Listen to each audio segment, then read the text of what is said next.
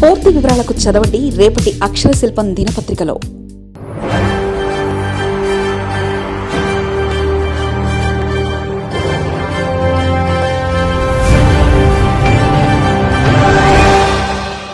ఈ రాష్ట్రంలో ఉన్న మహిళలందరూ కూడా విస్తుపోయిన పరిస్థితి మనం చూసాం. అందులో చంద్రబాబు నాయుడు గారు చాలా అబద్ధాలు చెప్పారు. చంద్రబాబు నాయుడు గారట మహిళల ఆత్మగౌరవం పెంచారంట. చంద్రబాబు నాయుడు గారు ఆత్మగౌరవం పెంచలేదు, మహిళల తాలూకా ఆత్మగౌరవాన్ని తగ్గించారు, మహిళల్ని నట్టేట ముంచారు. ఎన్నో హామీలు ఇచ్చి ఏ ఒక్కటి అమలు చేయకుండా మహిళలకు వెన్నుపోటు పొడిచారు. అది రాష్ట్ర ప్రజలందరికీ కూడా తెలుసు. అలాగే ఇచ్చిన హామీలన్నింటికి కూడా ఎగనామం పెట్టి ఈ విధంగా పబ్లిసిటీ స్టంట్లు చేసుకోవడం ఎంతవరకు సమంజసం చంద్రబాబు నాయుడు గారు అని నేను అడుగుతూ ఉన్నాను. పచ్చి అబద్ధాలు మాట్లాడడం జరిగింది. ఇది చూశాక నాకు ఒకటి గుర్తొస్తూ ఉంది. అప్పుడు మామైన ఎన్టీ రామారావు గారు చెప్పారు కదా, చంద్రబాబు నాయుడు గారు నాకంటే పెద్ద నటుడు అనేసి. అది 100% నిజం అనే విషయం నిన్న మీటింగ్తో మరొకసారి ప్రూవ్ అయింది. ఎందుకంటే ఫ్రీ బస్ కోసం ఎన్నో అబద్ధాలు చంద్రబాబు నాయుడు గారు చెప్పడం జరిగింది. 3,000 కోట్లు ఫ్రీ బస్కి ఇచ్చారంట. ఫ్రీ బస్ కోసం 3,000 కోట్లు ఇవ్వడం అనేది ఒక బోగస్. ప్రతి కుటుంబానికి 4,500 రూపాయలు మిగిల్చాను అని చెప్పారు, అది కూడా పెద్ద బోగస్. మహిళలు ఈ రాష్ట్రంలో ఈ కూటమి పాలనలో సంతోషంగా ఉన్నారు అని చెప్పారు, అది కూడా ఇంకో పెద్ద బోగస్. అసలు చెప్పాలంటే మీ పేరు బాబు గారా లేదా బోగస్ బాబు గారా అనేసి ఈ రాష్ట్ర ప్రజలందరూ కూడా ఆశ్చర్యపోతూ ఉండే పరిస్థితి మనం చూస్తూ ఉన్నాం.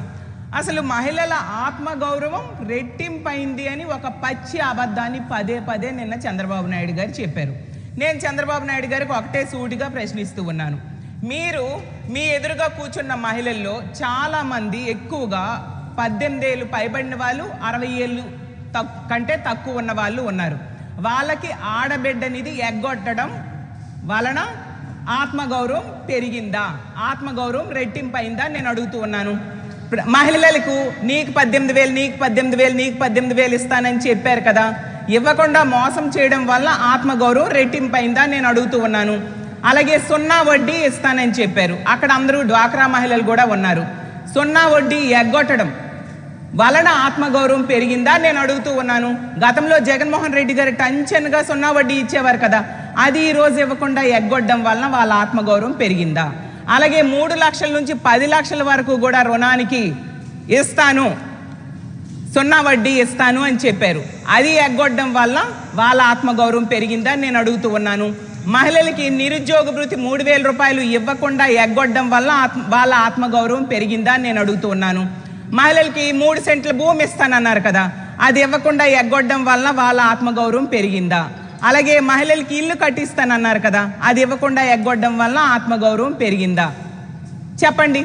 అలాగే ఫ్రీ బస్ ఇస్తానని చెప్పి 5 బస్సులకు మాత్రమే ఫ్రీ బస్సు అవకాశాన్ని ఇచ్చి 11 బస్సులకు ఫ్రీ బస్సులో తిరగే అవకాశం ఇవ్వకుండా ఉన్నందుకు వాళ్ళ ఆత్మగౌరవం పెరిగిందా నేను అడుగుతూ ఉన్నాను. అలాగే ఉచిత గ్యాస్ సిలిండర్ తీసుకుంటే 55 లక్షల మంది మహిళలకు ఉచిత గ్యాస్ సిలిండర్ ఇవ్వకుండా ఎగ్గొట్టినందుకు వాళ్ళ ఆత్మగౌరవం పెరిగిందా.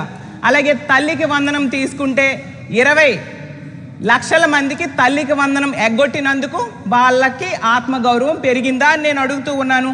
అలాగే 50 ఏళ్ళకే పెన్షన్ ఇస్తానన్నారు బీసీ, ఎస్సీ, ఎస్టీ మైనారిటీలకి, ఇస్తానని ఇవ్వకుండా ఎగ్గొట్టినందుకు వాళ్ళ ఆత్మగౌరవం పెరిగిందా చంద్రబాబు నాయుడు గారని నేను అడుగుతూ ఉన్నాను.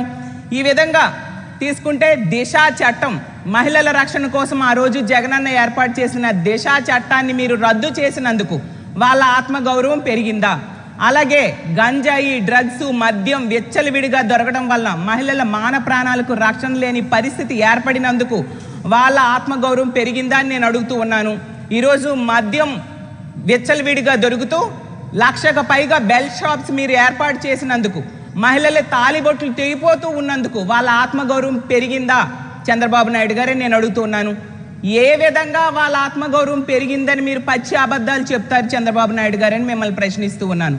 ఇంత దారుణమైన అబద్ధాలు, ఇంత దారుణమైన మోసం ఏ ముఖ్యమంత్రి కూడా చేయలేదు. అది చంద్రబాబు నాయుడు గారు ఈ రాష్ట్రంలో ఉన్న మహిళలకు చేసిన పరిస్థితి తీసుకుంటే, ఆ రోజు 2014లో ముఖ్యమంత్రిగా ఎన్నికల టైంలో తీసుకుంటే 14,200 కోట్లు డ్వాక్రా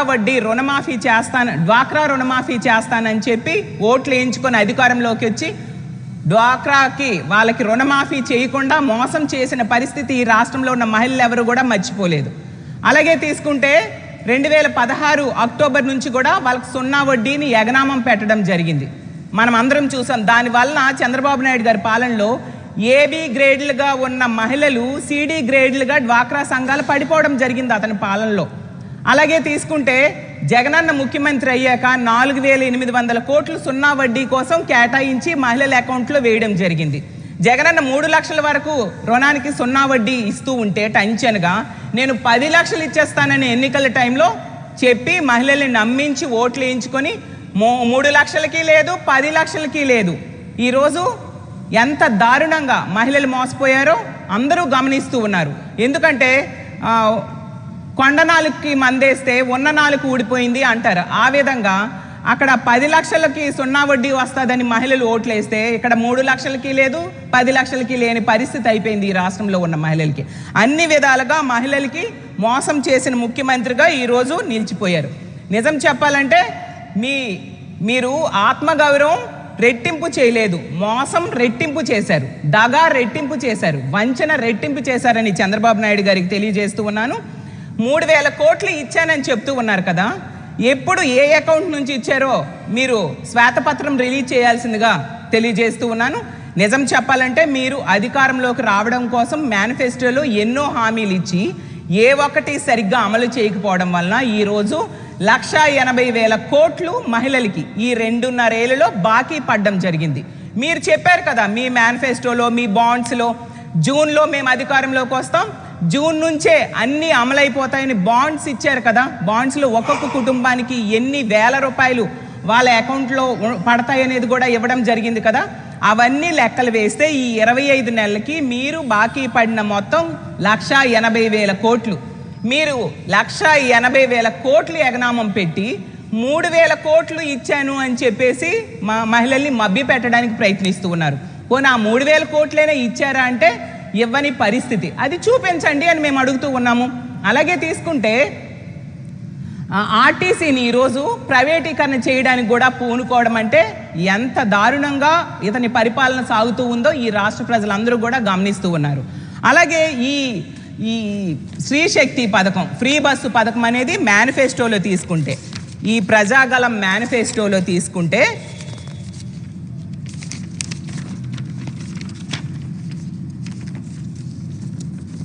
6వ హామీగా మహిళలకు ఉచిత బస్సు ప్రయాణము అని ఇవ్వడం జరిగింది. ఇందులో ఏ కండిషన్స్ లేవు, జస్ట్ ఉచిత బస్సు ప్రయాణం. అంటే దాని అర్థం ఏంటి? మహిళలు ఏమనుకున్నారు, ఏ బస్సుకైనా ఉచిత బస్సు ప్రయాణం ఉంటుంది అనేసి మహిళలందరూ నమ్మడం జరిగింది. మరి 16 బస్సుల్లో 5 బస్సులకే కదా మీరు ఉచిత బస్సు అమలు చేస్తూ ఉన్నారు. అలాగే చాలా స్పీచెస్ ఇచ్చారు, చాలా బహిరంగ సభల్లో మీరు చెప్పడం జరిగింది, అలాగే యాడ్స్ వేయడం జరిగింది. మీరు చెప్పింది ఒకసారి చూపిస్తాను. 4వది ఆర్టీసీ బస్సుల్లో ఉచిత ప్రయాణ సౌకర్యం. ఏమో నేనే డ్రైవర్ని, సేఫ్ డ్రైవర్ని. మీరు బస్సు ఎక్కితే ఒకటే చెప్పండి, మా చంద్రన్న చెప్పాడు, నేను ఏ ఊరికి పోవాలన్నా నువ్వేం అడగడానికి వీలు లేదు, నేను పని చేయాలంటే పలానూరికి పోతా, పుట్టింటికి పలానూరికి పోతా, నాకు ఇచ్చిన హక్కు చంద్రన్న అని గట్టిగా చెప్పండి. అడిగి 4వది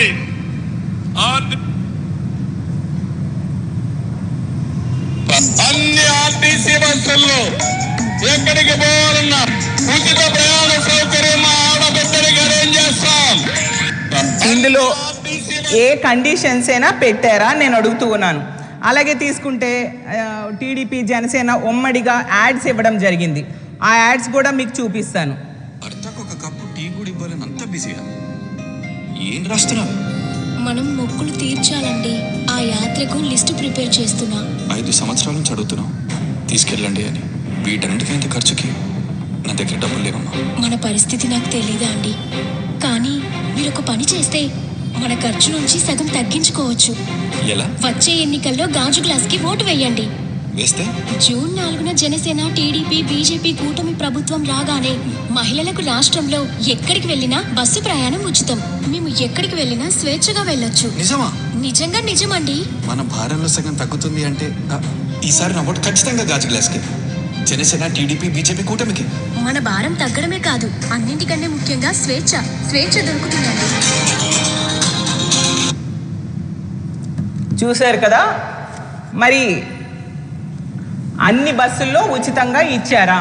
అప్పుడు ఎన్నికల టైంలో ఎటువంటి పరిమితులు పెట్టకుండా హామీలు ఇచ్చి బహిరంగ సభల్లో చెప్పి మేనిఫెస్టోలో చెప్పి ఈరోజు మీరు పరిమితులు పెట్టారు కదా. అలాగే తీసుకుంటే పుణ్యక్షేత్రాలు మొక్కులు తీరాలి అంటే జనసేన, బీజేపీ, టీడీపీ ఈ కూటమికి ఓటేస్తే జూన్ 4వ తేదీ నుంచే మొక్కులన్నీ కూడా తీరిపోతాయి అని చెప్పారు. తిరుపతి, కాణిపాకం, శ్రీకాళహస్తి, శ్రీశైలం, అన్నవరం, కనకదుర్గమ్మ, సింహాచలం అన్ని మొక్కులు కూడా తీర్చేసుకోవచ్చు అన్నారు. మరి ఎవరు ఇప్పుడు ఈ కూటమి ప్రభుత్వం వచ్చింది, ఈ ఉచిత బస్సులో ఏ మహిళ విశాఖపట్నం నుంచి తిరుపతి ఫ్రీ బస్సులో వెళ్తూ ఉన్నారు, లేదా విజయవాడ నుంచి సింహాచలంకి ఫ్రీ బస్సులో ఎవరు వస్తూ ఉన్నారు? అలాగే తీసుకుంటే విశాఖపట్నం నుంచి శ్రీశైలం ఎవరు ఫ్రీ బస్సులో వెళ్తూ ఉన్నారు? విశాఖపట్నం నుంచో విజయనగరం నుంచో ఎవరు శ్రీకాళహస్తికి ఫ్రీ బస్సులో వెళ్తూ ఉన్నారు? లేదా కాణిపాకంకి ఇక్కడ నుంచి ఎవరు ఫ్రీ బస్సులో వెళ్ళగలుస్తూ ఉన్నారు? మీరు పరిమితులు పెడితే ఏ విధంగా వెళ్తారు? మరి ఈ పరిమితులన్నీ ఎన్నికల టైంలో మీ యాడ్స్లో కానీ మీరు బహిరంగ సభల్లో కానీ ఎందుకు చెప్పలేదు అని నేను అడుగుతూ ఉన్నాను. మరీ కామెడీ ఏంటంటే నిన్న మీటింగ్లో కొందరితో కొన్ని స్కిట్స్ చేయించడం జరిగింది. వీళ్ళు స్క్రిప్ట్ ఇచ్చారనమాట. ఆ స్క్రిప్ట్లో ఫ్లోలో ఏంటంటే ఒక అమ్మాయితో ఒక స్కిట్ చేయిస్తూ పచ్చి అబద్ధాలు చెప్పి అడ్డంగా దొరికిపోయారు. ఒక సాఫ్ట్వేర్ ఎంప్లాయ్ అంట హైదరాబాద్ నుంచి వైజాగ్కి ఫ్రీ బస్ కోసం వచ్చేసారంట. వీళ్ళు ఇచ్చిన స్కిట్ హైదరాబాద్ నుంచి వైజాగ్కి ఫ్రీ బస్ కోసం వచ్చేసారంట. వీళ్ళు స్కిట్లో ఎలా అడ్డంగా దొరికిపోయారు అంటే, మరి నేను ఒకటే అడుగుతూ ఉన్నాను చంద్రబాబు నాయుడు గారికి, ఈ ఫ్రీ బస్ అనేది ఇక్కడ కాదు, దీనికంటే ముందే తెలంగాణలో ఫ్రీ బస్ ఏర్పాటు చేయడం జరిగింది. అక్కడ ఫ్రీ బస్ ఉంటుండగా ఆ ఫ్రీ బస్ కోసం ఆ మహిళ ఎందుకు విశాఖపట్నం వచ్చేస్తారు? అక్కడ పచ్చి అబద్ధమని అర్థమైపోయింది. అలాగేనంట ఆవిడంట రోజుని ఫ్రీ బస్లో విజయనగరం అమ్మాయి అనమాట. ఆవిడ విజయనగరం నుంచి వైజాగ్ ఫ్రీ బస్లో వస్తూ ఉంటారట. ఆవిడ సాఫ్ట్వేర్ ఎంప్లాయ్. అయితే నాకు ఒక డౌట్ వచ్చిందనమాట. ఇందులో వీళ్ళు ఒక లాజిక్ మిస్ అయ్యారు. విజయనగరం నుంచి విశాఖపట్నంకి వెళ్ళే సూపర్ లగ్జరీ బస్సులో ఫ్రీ బస్ ఉందా? లేదు కదా. అలాగే తీసుకుంటే నాన్ స్టాప్ బస్సులో ఫ్రీ బస్ ఉందా? లేదు కదా. అలాగే ఏసీ బస్సులో ఏమైనా ఫ్రీ బస్ ఉందా? అది కూడా లేదు. మరి సాఫ్ట్వేర్ ఎంప్లాయీ అమ్మాయి విజయనగరం నుంచి వైజాగ్కి పల్లె వెలుగు బస్సులో వస్తుందా? లేదంటే అల్ట్రా పల్లె వెలుగు బస్సులో వస్తుందా? లేదంటే ఎక్స్ప్రెస్ బస్సులో వస్తుందా? నాకు తెలియక అడుగుతున్నాను. మరి సాఫ్ట్వేర్ ఎంప్లాయీగా జాబ్ చేస్తున్న అమ్మాయితో ఇలాంటి పచ్చి అబద్ధాలు చెప్పించారు కదా, నిజంగా మీకు సిగ్గు అనిపించట్లేదా చంద్రబాబు నాయుడు గారే నేను అడుగుతూ ఉన్నాను. ఈ రోజుల్లో సాఫ్ట్వేర్ ఎంప్లాయీస్ ఎవరైనా పల్లె వెలుగు బస్సుల్లో వస్తూ ఉన్నారా? ఎంత దారుణంగా ప్రజల్ని మభ్యపెట్టడానికి ప్రయత్నించడం ఎంతవరకు సమంజసమని మిమ్మల్ని నేను ప్రశ్నిస్తూ ఉన్నాను. ఎంత దారుణం అంటే, ఈ విధంగా ఇచ్చిన హామీలు ఏ ఒక్కటి అమలు చేయకుండా ప్రజల్ని నెట్ట నిలువుగా మోసం చేయడమే కాకుండా ఇలా పబ్లిసిటీ స్టంట్లు ఏర్పాటు చేసి మళ్ళీ మహిళల్ని మభ్యపెట్టడానికి వీళ్ళు ప్రయత్నిస్తూ ఉండే పరిస్థితి మనం చూస్తూ ఉన్నాము. వీటన్నిటికి తోడు వీళ్ళు ఇంకోటి కూడా నిన్న మహిళలను అవమానిస్తూ చంద్రబాబు నాయుడు గారు చెప్పారు. మహిళలంట 2000 తీసుకొని ప్రలోభాలకు ఓట్లేస్తున్నారట. ఎంత దారుణంగా మహిళల్ని కించపరిచారో ఆ మాటలు చూస్తే అర్థమవుతుంది కదా. అసలు ఈ ఓటుకు నోటు అనే కాన్సెప్ట్ని తీసుకొచ్చింది ఎవరు? చంద్రబాబు నాయుడు గారు కాదా అని నేను అడుగుతూ ఉన్నాను. గతంలో ఉమ్మడి ఆంధ్రప్రదేశ్గా ఉన్న టైంలో రాష్ట్రం విడిపోయాక ఇతను ఓటుకు నోటు అనే ప్రాసెస్లో భాగంగా 50 లక్షల రూపాయలు స్టీఫెన్సన్కు పంపడం వలన కేసు అయితే భయపడి తెలంగాణ రాష్ట్రానికి మన రాష్ట్ర రాజధాని ఉమ్మడి రాజధానిగా ఉన్న హైదరాబాద్ని 10 ఏళ్ళ అవకాశం ఉన్నా కూడా ఉపయోగించుకోకుండా వదిలి పారిపోయి వచ్చేసింది ఎవరు? చంద్రబాబు నాయుడు గారు అని నేను అడుగుతున్నాను. ఎవరి వలన వచ్చేసారు? మీ వల్లనే కదా. ఆ రోజు 2 లక్షల కోట్ల విలువైన ఆస్తుల్ని తెలంగాణ రాష్ట్రానికి వదిలేసి పారిపోయి వచ్చేసింది మీరే కదా ఈ ఓటుకు నోటు కేసులో దొరికిపోవడం వలన. అలాగే తీసుకుంటే ఓటుకు నోటు అనే కాన్సెప్ట్ని తీసుకొచ్చిందే మీరు. 1996లో మీరు ముఖ్యమంత్రి అయ్యాక ఈ ఓటుకు నోటు అనే కాన్సెప్ట్ని తీసుకొచ్చిందే మీరు. ఇంత దారుణంగా ఓటుకు నోటు కేసులో దొరికిపోయి వచ్చేసి అడ్డంగా బుక్ అయ్యి ఈ ఆంధ్ర రాష్ట్ర ప్రజలు నిజంగా మోసపోయేట్టుగా చేసి ఆ రోజు మీరు రాకపోవడం వల్ల ఎంత లాస్ అయ్యారు. ఒక రాష్ట్ర రాజధాని 10 ఏళ్ళు ఉమ్మడి రాజధానిగా ఉండాల్సిన హైదరాబాద్ని వదిలి పారిపోయి వచ్చేసి ఎంతగా ఈ రాష్ట్రంలో ఉన్న ప్రజలందరూ కూడా మోసపోయారు. ఇప్పుడు మళ్ళీ తిరిగి 2000 తీసుకుంటారని మహిళల్ని కించపరుస్తూ మాట్లాడతారా? ఎంతవరకు సమంజసమని నేను అడుగుతూ ఉన్నాను. ఇంకో మాట అన్నారు, 2000 తీసుకుంటారు, ఆ తర్వాత ఏమో 2 లక్షలు లాగుతారు. ఈ మాట మాత్రం నిజమే. అందువల్లనే కదా మొన్న ఎన్నికల్లో మీరు డబ్బులు పంచి అధికారంలోకి వచ్చాక ఇప్పుడు 2 లక్షలు ఏంటి, 2 కోట్లు ఏంటి, 1000 కోట్లు మీరు, మీ మంత్రులు, మీ ఎమ్మెల్యేలు, ఎంపీలు లాగుతూ ఉండే పరిస్థితి మనం చూస్తూ ఉన్నాం. అలాగే తీసుకుంటే చంద్రబాబు నాయుడు గారు ఎప్పుడు చెప్తూ ఉంటారు, వెంకటేశ్వర స్వామితో వర్చువల్గా మాట్లాడుతాను, స్వామి అంటే నాకు చాలా భక్తి అనేసి. మరి నేను ఒకటే అడుగుతున్నాను, వెంకటేశ్వర స్వామి దగ్గరికి వెళ్ళి మీరు ప్రమాణం చేయగలరా నేను రూపాయి కూడా పంచలేదు ఎన్నికల్లో అని? అలాగే రానున్న స్థానిక సంస్థల ఎన్నికలు అవ్వచ్చు, సాధారణ ఎన్నికలు అవ్వచ్చు, నేను రూపాయి కూడా ఎన్నికల్లో పంచను అని మీరు ప్రమాణం చేయగలరా చంద్రబాబు నాయుడు గారని నేను అడుగుతూ ఉన్నాను. ఎంత దారుణంగా మీరు తప్పులు చేస్తూ మళ్ళీ మహిళల్ని ఎందుకు అవమానం చేస్తూ ఉన్నారు చంద్రబాబు నాయుడు గారు? ఎందుకు మీరు కించపరుస్తూ ఉన్నారు అనేసి మిమ్మల్ని నేను అడుగుతూ ఉన్నాను. అలాగే తీసుకుంటే చంద్రబాబు నాయుడు గారు ఎంత దారుణం అంటే ఎన్నో హామీలు ఇచ్చారు. సూపర్ 6లని, సూపర్ 7లని హామీలు ఇచ్చి ఏ ఒక్కటి కూడా ఇప్పటికీ పూర్తిగా సక్రమంగా అమలు చేయని పరిస్థితి మనం చూస్తూ ఉన్నాం. మహిళలు మీరు ఏం చెప్పినా విని నమ్మి మళ్ళీ ఓట్లేస్తారని మీరు అనుకుంటూ ఉన్నారా? అంత అమాయకులు ఈ రాష్ట్రంలో ఉన్న మహిళలు కాదు. ఒకసారి మోసపోయారు, పదే మోసపోవడానికి వాళ్ళు సిద్ధంగా లేరు. అలాగే పాలిచ్చే తల్లులు పాలించే వాళ్ళకి బుద్ధి చెప్పడానికి కూడా సిద్ధంగా ఉంటారు చంద్రబాబు నాయుడు గారని మిమ్మల్ని తెలియజేస్తూ ఉన్నాను. ఈ రాష్ట్రంలో ఉన్న మహిళలకి కుటుంబాలను నిలుపుకోవడంతో పాటు తప్పు చేస్తే ప్రభుత్వాల్ని కూలదోయడం కూడా బాగా తెలుసు అనే విషయాన్ని కూడా మీరు గుర్తుంచుకోవాల్సిందిగా తెలియజేస్తూ ఉన్నాను. మేనిఫెస్టోలో ఇచ్చిన ఏ ఒక్క హామీని కూడా అమలు చేయకుండా ఈరోజు నెట్ట నిలువుగా ఈ రాష్ట్రంలో ఉన్న మహిళలకు మోసం చేశారు. స్త్రీ శక్తి అనే పథకాన్ని స్త్రీకి వంచనగా మార్చేయడం జరిగింది. ఫ్రీ బస్ని ఫ్రీ బోగస్గా ఈరోజు మార్చేసిన పరిస్థితి ఈ రాష్ట్రంలో ఉన్న మహిళలందరూ కూడా గమనించారు. కాబట్టి ఇప్పటికైనా మీరు బుద్ధి తెచ్చుకొని మహిళలకు ఇచ్చిన హామీలన్నీ కూడా అమలు చేయడానికి ప్రయత్నించండి. అంతేగాని ఇలాంటి మభ్యపెట్టే మాటలు మహిళలు ఎక్స్పెక్ట్ చేయట్లేదు.